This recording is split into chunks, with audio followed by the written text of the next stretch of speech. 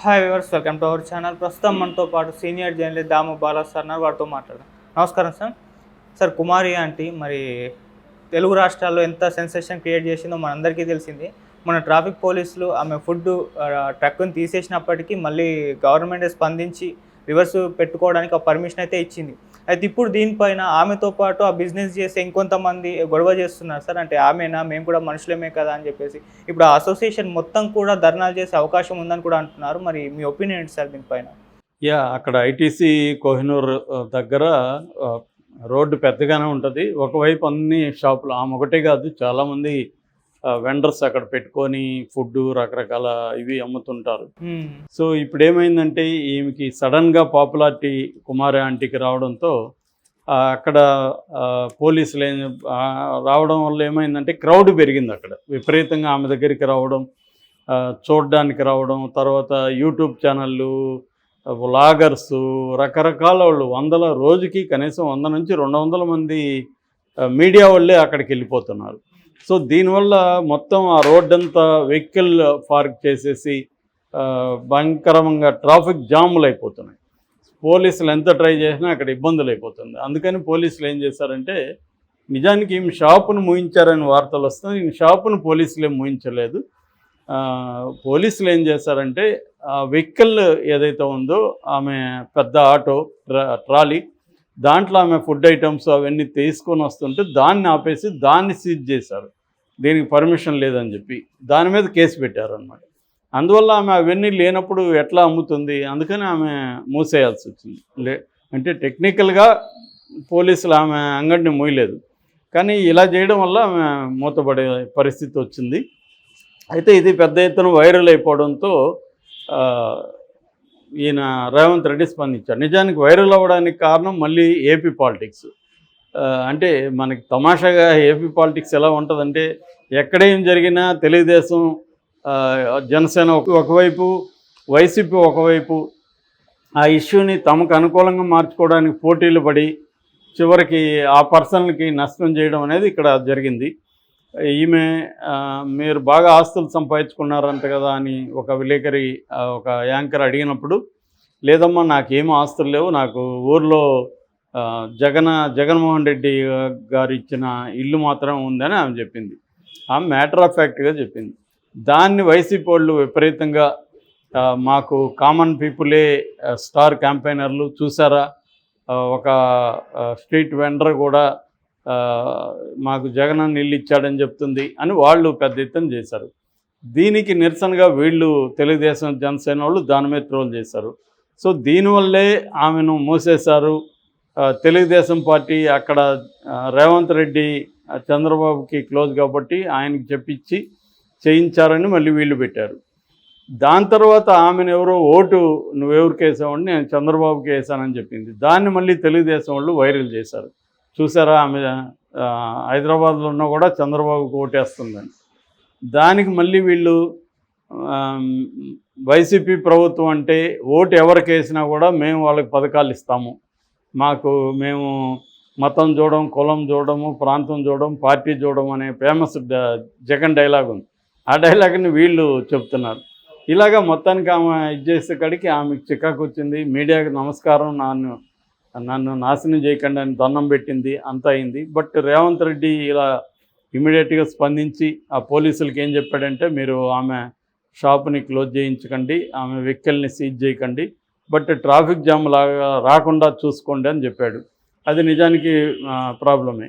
కాకపోతే ఇప్పుడు ఏంటంటే, దీనివల్ల మిగతా షాపుల వాళ్ళకు కూడా ఇప్పుడు ఆమెకు మాత్రమే రేవంత్ రెడ్డి వచ్చి చూస్తాడా, మేమందరూ మనుషులు కాదా, మా సమస్యలు ఎప్పటి నుంచో ఉన్నాయి కదా, మావి పట్టించుకోడా రేవంత్ రెడ్డి అనేది మాట్లాడుతున్నారు. నిజానికి ఇదే ప్రాబ్లం. ఏందవుతుందంటే, ఒకటి వైరల్ అయితే కానీ మనం దేన్ని పట్టించుకొని పరిస్థితుల్లో ఉన్నాం. నిజానికి స్ట్రీట్ వెండర్ సమస్య అనేది అతిపెద్ద సమస్య ఇండియాలోనే. మన హైదరాబాద్ ఒకటే కాదు, ఇండియాలో ఇప్పుడు లేటెస్ట్గా బడ్జెట్లో ఈరోజు 12 o'clockకి ఆమె నిర్మలా సీతారామన్ చెప్పిన దాంట్లో ఒక అంశం ఏంటంటే, 78 లక్షల మంది స్ట్రీట్ వెండర్స్కి రుణ సదుపాయం కల్పిస్తున్నాము.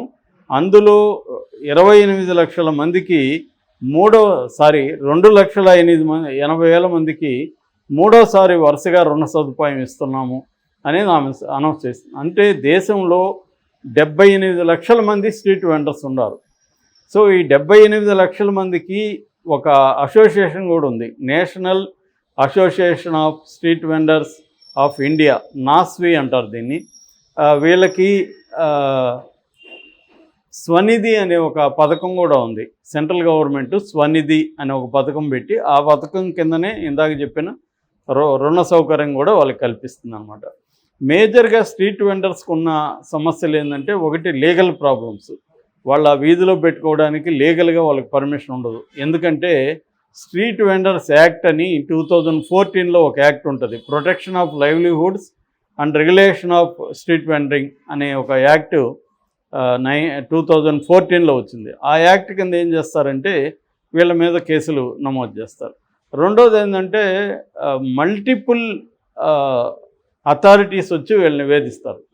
ఒకరేమో మున్సిపల్ వాళ్ళేమో పర్మిషన్ ఇస్తారు, పోలీసులేమో పర్మిషన్ లేదు మీరు ఖాళీ చేయండి అంటారు. లేదా ఆ ఏరియాలో ఏదన్నా జరిగినప్పుడు వీళ్ళందరినీ వీళ్ళ వస్తువులు అన్నీ తీసుకెళ్ళి పోలీస్ స్టాండ్కి తీసుకెళ్తారు. వీళ్ళు తిరగాలి మళ్ళీ పోలీస్ స్టాండ్కి, లంచాలు ఇచ్చి మళ్ళీ తీసుకురావాలి. సో ఇది అంటే మల్టిపుల్ అథారిటీస్ వాళ్ళని వేధిస్తుంటారు. ఒక సింగిల్గా స్ట్రీట్ వెండర్స్ ఇష్యూస్ని పరిష్కరించడానికి ఒక బోర్డు కానీ ఒక సింగిల్ సిస్టమ్ కానీ లేదనమాట. అది ఎవరంటే వాళ్ళని ఇబ్బంది పెడుతుంటారు. తర్వాత వాళ్ళకేంటంటే ఇన్ఫ్రాస్ట్రక్చర్ ఉండదు. వాన వస్తే తడవాలి, ఎండకి ఎండాలి, అటువంటిది ఉంటుంది తప్ప అక్కడేమి చాలామంది మనం చూస్తూ ఉన్నాం ఓపెన్గానే పెట్టుకొని ఉంటారు. మనకు కూడా అనుకుంటాం వీళ్ళు ఎలా ఎండలో ఉంటారు, ఎలా వాన వస్తే ఏం చేస్తారని. సో ఆ ఇబ్బందులంతా వాళ్ళకు ఉంటాయన్నమాట. మూడవది ఏంటంటే వాళ్ళకి క్రెడిట్ అండ్ ఫైనాన్స్, వాళ్ళ చిన్న షాపే కావచ్చు, వాళ్ళకి ఎవరైనా అప్పులు ఇవ్వడం కానీ వాళ్ళకి ఇది ఉండదు. దానివల్ల వాళ్ళు ప్రైవేట్ ఫైనాన్స్ చాలామంది మనం చూస్తుంటాం సినిమాలో కూడా, రోజు కలెక్ట్ చేసుకుని పోతుంటారు. అది అధిక వడ్డీ ఉంటుంది. అంటే 100కి 100 రూపాయలకి 10 రూపాయలు వడ్డీ అలాగా వసూలు చేస్తారు. దాంట్లో సగం వీళ్ళకి వచ్చే ఆదాయాల్లో దానికి మేజర్గా వెళ్ళిపోతుంది. తర్వాత సోషల్ సెక్యూరిటీ వాళ్ళకి ఏమి ఉండదు, అది కూడా వాళ్ళకి మేజర్ ప్రాబ్లం. తర్వాత మార్కెట్ డైనమిక్స్లో వాళ్ళు పర్మనెంట్గా ఉండే పరిస్థితి ఉండదు. ఒక్కసారిగా అక్కడ ఇంకేదన్నా మంచిది ఏదైనా పడినప్పుడు దగ్గరలో వీళ్ళు 4-5 టికానా ఎత్తేయాల్సి వస్తుంది అక్కడ. ఇప్పుడు అక్కడ వీళ్ళు ఇడ్లీలో ఏదో పెట్టుకొని అమ్ముతున్నారు, పక్కన మంచి హోటల్ పడింది, అందరూ దానికి వెళ్తారు, దీనికి ఎవరు రారు, అలాగే గిరాకీ పోతుంది. అట్లాగే వీళ్ళ తరపున రిప్రజెంటేషన్ ఇచ్చేవాళ్ళు ఎవరు ఉండరు. ఇక అర్బన్ ప్లానింగ్లో స్ట్రీట్ వెండర్కి అసలు ప్లేసే లేదు. మామూలుగా అయితే national policy on street vending ఏం చేసిందంటే 3 జోన్లుగా డివైడ్ చేసింది. ఒకటి కంప్లీట్గా స్ట్రీట్ వెండర్ల ప్రాంతం, అక్కడికి వెళ్తే స్ట్రీట్ వెండర్సే ఉంటారు. అటువంటి మనం థాయిలాండ్లో కావచ్చు, బ్యాంకాక్లో కావచ్చు, కొన్ని న్యూయార్క్ ఇలాంటి ఏరియా టౌన్స్లో దేశాల్లో స్ట్రీట్ వెండర్స్కి సపరేట్గా ఉంటుంది. అక్కడంతా రకరకాల స్ట్రీట్ వెండర్సే ఉంటారనమాట. అదొకటి. రెండోది లిమిటెడ్, కొన్ని ప్రాంతాల్లో కొన్ని వీధుల్ని కొన్ని ఏరియాలు మాత్రం స్ట్రీట్ వెండర్స్కి ప్రొవైడ్ చేసే విధంగా చూడడం. మిగతా మూడవ జోన్ ఏంటంటే రిస్ట్రిక్టెడ్, ప్రధానంగా మెయిన్ ట్రాఫిక్ అవి ఎక్కువ ఉన్నప్పుడు ఆ ఏరియాలో స్ట్రీట్ వెండర్స్ని అలో చేయరు. ఈ 3 జోన్స్ని ఈ national policy on street vending అనే ఒక బోర్డు దీన్ని చేసింది. కానీ అది అమలు చేయట్లేదు.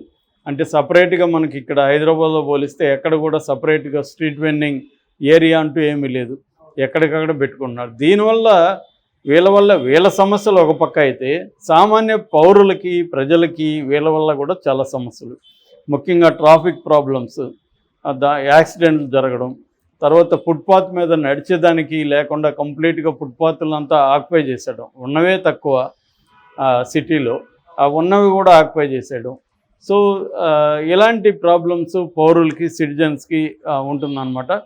సో ఇది ఓవరాల్గా ఏంటంటే ఇన్ఫార్మల్ సెక్టర్ ఎకనామీ అంటారు దీన్ని, ఇన్ఫార్మల్ ఎకనామీ అంటారు. అంటే అసంఘటిత రంగం అన్నమాట. మన దేశంలో ఎక్కువ పెద్దగా ఉండేది అసంఘటిత రంగమే. ఈ అసంఘటిత రంగంలో భాగమే ఈ స్ట్రీట్ వెండర్స్. సో ఇప్పుడు కుమారి సక్సెస్ అవ్వడం మంచిదే ఫైనల్గా.